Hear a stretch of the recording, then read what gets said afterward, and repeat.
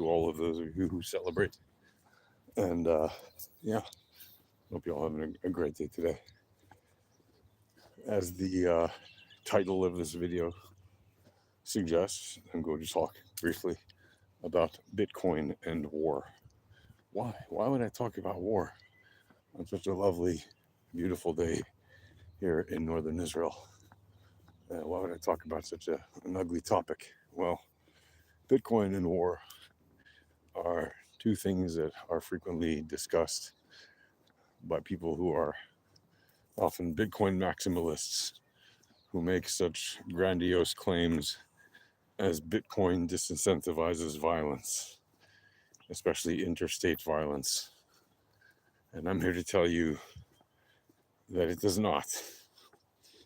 In fact, Bitcoin is really no different in many ways than fiat currencies are when it comes to people who are bent on committing violence continuing to choose to do so, whether they use fiat currency or Bitcoin or any other form of value exchange. It doesn't matter if they're using gold, crypto of any type, fiat currency, stocks, bonds, anything. The incentive for war, the incentive for violence is usually based on one group wanting the resources that another group has, and or at least some of those resources, if not all of them. And while idealistically there is this notion in the Bitcoin, in the people who believe in the Bitcoin standard, that Bitcoin can solve a bunch of different current problems, and in some ways it can. There's this notion, which is frankly utopian and not realistic, that suggests that Bitcoin is a way to deter the interest in making violence between groups because of the nature of the Bitcoin protocol.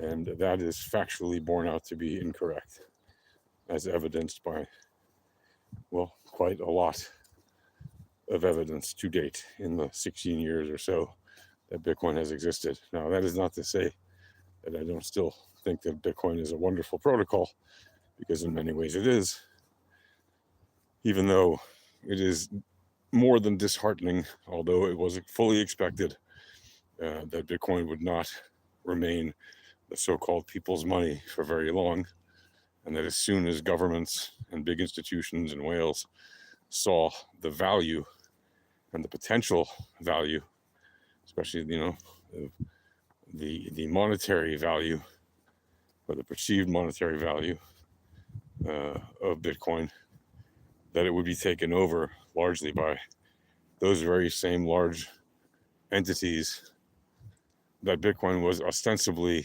designed not to be for. It was designed to be for the common person. It was not designed to be held by whales and institutions and huge banks and governments.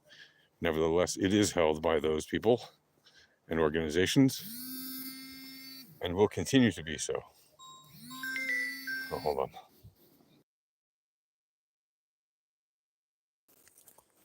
All right, I'm back.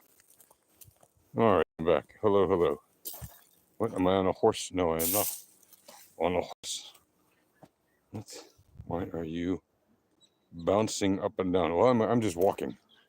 It's a walk and talk, and I'm just holding my phone. I don't have a stabilizer holding my phone, and I'm not holding it on some kind of a selfie stick or anything like that. I'm just holding it in my hand. I'm not really sure why I'm bouncing around, because in theory, well, anyway.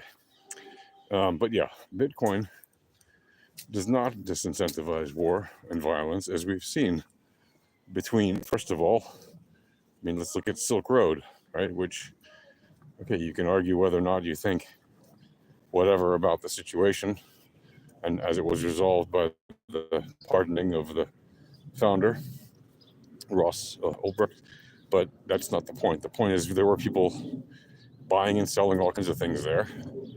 And yes, sometimes they were buying and selling acts of violence using Bitcoin as the medium of transfer, right? As the value transfer mechanism. And there have been no shortage of violent groups that have used Bitcoin as a form of effectively currency. Now, that's not to say that fiat isn't used far more for exactly that sort of thing, because obviously it is, like, countless times more, right? 99% of the people on Earth don't use Bitcoin to actually buy and sell things that often. And most horrible things that are bought and paid for are bought and paid for in traditional monies, whether they be fiat currencies or gold or other things. But yeah, let's be real about it.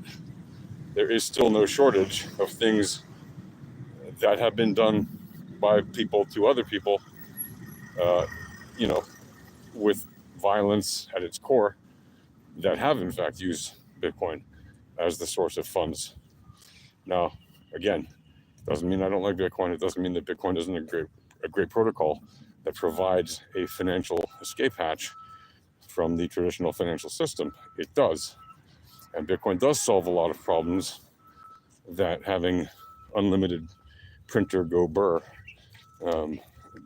does not solve, right? Like hyperinflation, endless printing, and hyperinflation as a result, devaluing the monetary base, etc. But nevertheless, one of the things it does not solve is the unpleasant and violent actions between people. It does not disincentivize it in any way, shape, or form. Right? It doesn't add to it necessarily. It's just another medium by which those things are enabled. So anyway, I just wanted to put that in your thought basket for the day, because it's a thing that we often see discussed in the world of Bitcoin maximalists, and it just does not ring true when you look at the evidence over time. All right, that's it. Take care, happy trading, and happy St. Patrick's Day again for those of you who celebrate, and hopefully we'll see you in the Alpha Trading live stream at alphatradinghq.com/Discord today, starting at 11 a.m. U.S. Eastern Time. Take care.